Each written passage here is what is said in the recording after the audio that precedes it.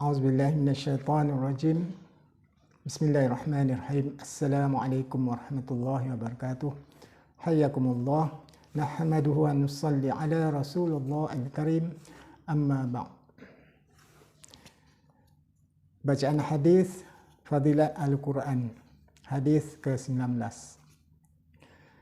Hazrat Abdullah bin Umar radhiyallahu anhuma meriwayatkan bahawa Rasulullah sallallahu alaihi wasallam bersabda, sesungguhnya hati-hati ini akan berkarat sebagaimana besi berkarat apabila terkena air.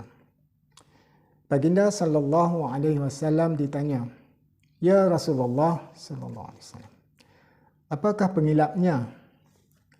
Rasulullah sallallahu alaihi wasallam bersabda, "Banyak ingatkan maut dan membaca Al-Quran." Hadis riwayat Baihaqi. Keterangan: dosa yang banyak dan kelalaian daripada mengingati Allah Subhanahu wa taala akan menyebabkan hati berkarat sebagaimana besi yang akan berkarat apabila terkena air.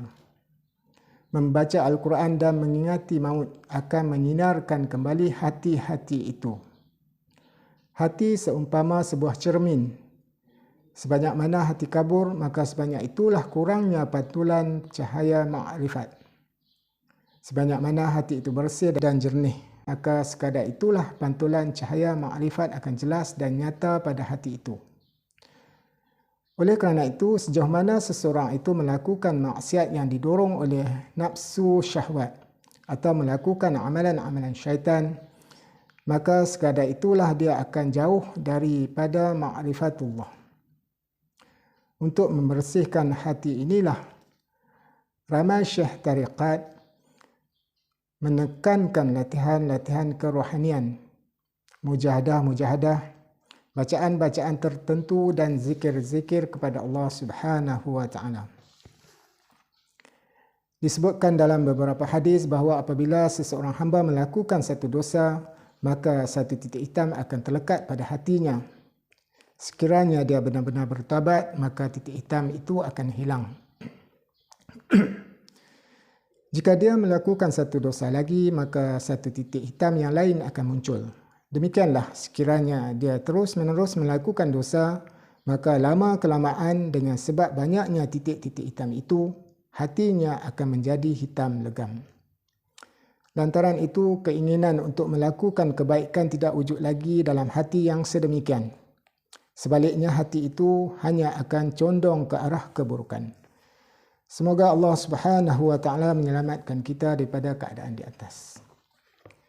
Keadaan ini telah dibayangkan oleh Al-Quran melalui ayat A'udzubillahi minasyaitonirrajim. Kalla bal rana ala qulubihim ma kanu yaksibun. Maksudnya, sekali-kali tidak demikian. Sebenarnya apa-apa yang selalu mereka usahakan itu menutup hati mereka.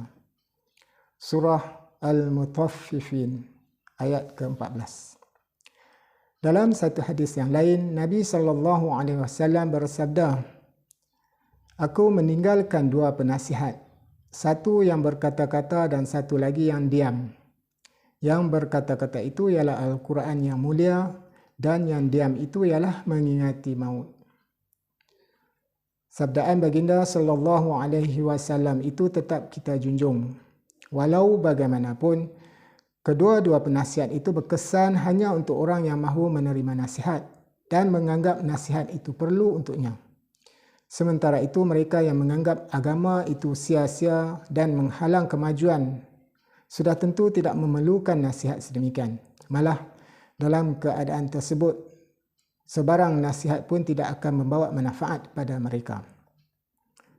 Hazrat Hasan Basri rahmatullah alaih berkata, orang pada zaman dahulu meyakini bahawa Al-Quran itu adalah perintah daripada Allah Subhanahu wa taala. Sepanjang malam mereka memikir dan merenung tentang kandungannya, dan pada waktu siang mereka beramal dengannya. Sementara kamu bersungguh-sungguh membetulkan sebutan huruf-huruf dan baris-baris huruf tersebut.